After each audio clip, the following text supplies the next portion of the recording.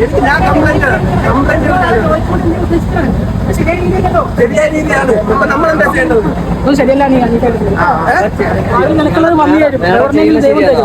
ഞാൻ general ticket അപ്പൊ സാറോട് ഉത്തരം പറഞ്ഞു. മൂന്ന് ടിക്കറ്റ് നമ്മൾ കംഫർട്ടായി തരണം. അത്ര നമ്മൾ പ്രശ്നം പറയുന്നത്. ഇത് നോക്കിയാൽ ജനറൽ കമ്പാർട്ട്മെന്റാണ്, ആ സ്ലീപ്പർ ക്ലാസ് ആണ്. 22 634 ട്രെയിനിൽ നമ്മൾ നിസാമുദ്ദീൻ ട്രിവാൻഡ്രം എക്സ്പ്രസ് ആണ്.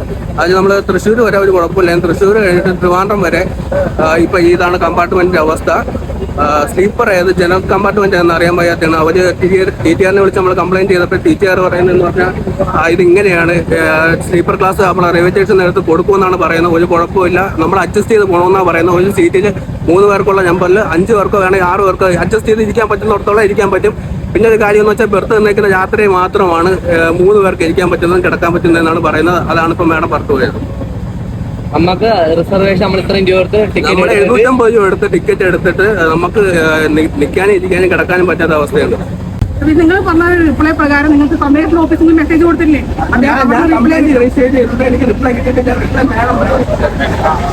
മേഡം പറയണം എന്താണ് ചെയ്യേണ്ടത്. മേഡം അതിലൂടെ പറഞ്ഞു പോകണം. പറഞ്ഞോളൂ. അപ്പൊ ജനറൽ കമ്പാർട്ട്മെന്റും ഈ സ്ലീപ്പർ ക്ലാസും തമ്മിലുള്ള വ്യത്യാസം എന്ന് പറഞ്ഞത്, ഇതിലിപ്പോ സ്ലീപ്പർ ടിക്കറ്റ് ആണ്. സ്ലീപ്പർ ടിക്കറ്റ് ആണ് നമ്മളെടുത്തത്. അല്ല, അത് നമ്മൾക്ക് എന്താ ചെയ്യേണ്ടത്? നമുക്ക് 3 സീറ്റ് എന്നാണ് പറഞ്ഞിട്ടുള്ളത്. നമ്മൾ കംഫർട്ടബിൾ ആയിട്ട് ഗായ്സ്, നമ്മൾ റിസർവേഷൻ കമ്പാർട്ട്മെന്റ് ആണിത് ഗായ്സ്. ഇവിടെ നോക്കൂ, ആളുകൾ എല്ലാരും അങ്ങോട്ടും ഇങ്ങോട്ടും പോവേണ്. നമ്മളെ ജംഗ്ഷനിൽ തന്നെ 7-8 പേര് വന്ന് ഇരിക്കുകയും ചെയ്യുന്നു. എന്താണിത്? ഈ റെയിൽവേക്ക് ഇത് എന്ത് പറ്റി? ഒരു TTR പോലും കയറി ഫൈൻ കൊടുക്കല്ല. ഇത് നടപടി എടുക്കണം. ഈ ടിക്കറ്റ് കൊടുക്കുന്നത് റെയിൽവേ സ്റ്റേഷൻ തൃശ്ശൂരിൽ നിന്നാണ് റെയിൽവേ സ്റ്റേഷനിൽ ടിക്കറ്റ് കൊടുത്തിട്ടുള്ളത്. ഇത്രയും ആൾക്കാർ ഇടിച്ചു കയറിയിട്ടുള്ളത് തൃശ്ശൂരിൽ നിന്നാണ്. ഇതുവരെ ഒരു പ്രശ്നമില്ലായിരുന്നു. ഇതുവരെ ഒരു പ്രശ്നമില്ലായിരുന്നു. നമുക്ക് പൂർണ്ണാവകാശമായിട്ടുണ്ട്. 10-11 മണി കഴിഞ്ഞിട്ടാണ് ആളുകൾ കയറി. അതെ, ആളുകൾ കയറി നമ്മളെ സീറ്റിലും കൂടെ അവര് വന്ന് ഇരുന്നു. നമുക്കൊന്ന് സംസാരിച്ചിട്ട് നമ്മൾ കംപ്ലൈന്റ് കൊടുത്തിട്ട് TTR വന്നിട്ട് അവരെ വശം നിന്ന് സംസാരം. അതെ, നമുക്ക് അതൊന്നും ചെയ്യാൻ പറ്റൂല. നമ്മൾ ടിക്കറ്റ് ഒരു ഒരാഴ്ച മുമ്പോ 10 ദിവസം മുമ്പോ റിസർവ് ചെയ്തിട്ടാണ് നമ്മൾ ടിക്കറ്റ് എടുത്ത് വന്നത്.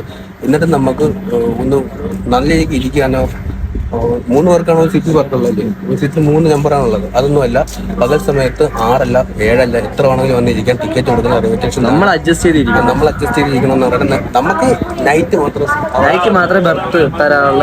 അതെ, അല്ലാത്ത സമയം നമ്മൾ അവരോട് അഡ്ജസ്റ്റ് ചെയ്തിരിക്കണമെന്നാണ് ഇപ്പൊ TT പറയുന്നത്. പുതിയ നിയമമാണ്, എനിക്കറിയാം. ഞാൻ ചോദിച്ചു AC കമ്പാർട്ട്മെന്റിലാണെങ്കിൽ ഇത് നമുക്ക് പറ്റും. അപ്പൊ അങ്ങനെ AC പറ്റത്തില്ല, സ്ലീപ്പറിന് മാറ്റി ഈ ഒരു സംഭവം നടക്കത്തുള്ളൂ. എന്താ ചെയ്യാനുള്ള നമ്മൾ അഡ്ജസ്റ്റ് ചെയ്ത് പോവാ. അപ്പൊ ഇങ്ങനെയാണ് നിയമം.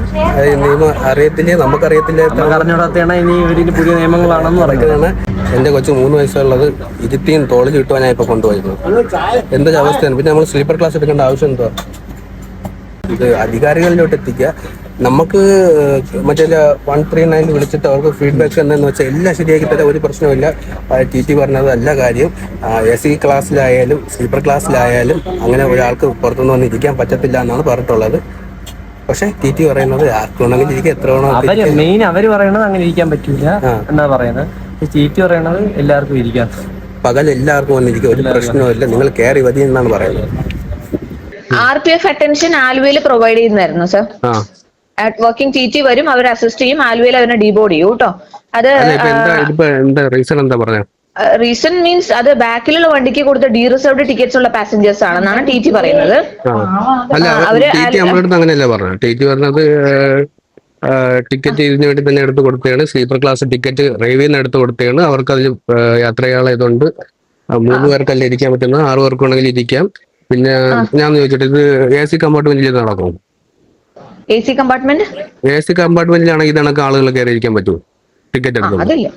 അപ്പൊ നമ്മൾ സ്ലീപ്പർ ആയാലും പറ്റില്ല സർ. അത് ഈ വണ്ടിക്ക് ഡീ റിസർവേഷൻ ഇല്ല. അത് ഞാൻ ടീച്ചറോട് സംസാരിച്ചിട്ടുണ്ട്. ഈ വണ്ടിക്ക് ഡീ റിസർവേഷൻ ഇല്ല.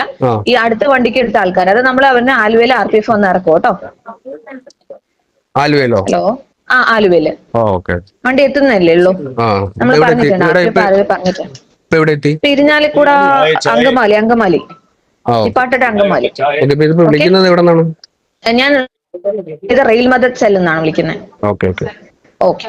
അവര് ആലുവ എത്തുമ്പോഴത്തേക്കും ആളുകൾ എല്ലാത്തിനും ഇറക്കാമെന്ന് നമ്മൾ വിളിച്ച് കംപ്ലൈന്റ് ചെയ്തെടുത്തുള്ള ഫീഡ്ബാക്ക് വന്നിട്ടുണ്ട്. പക്ഷെ ആലുവയല്ല, എറണാകുളം കഴിഞ്ഞിട്ടും ഒരൊറ്റ മനുഷ്യൻ പോലും ഇറക്കാനായിട്ട് ആരും വന്നിട്ടില്ല.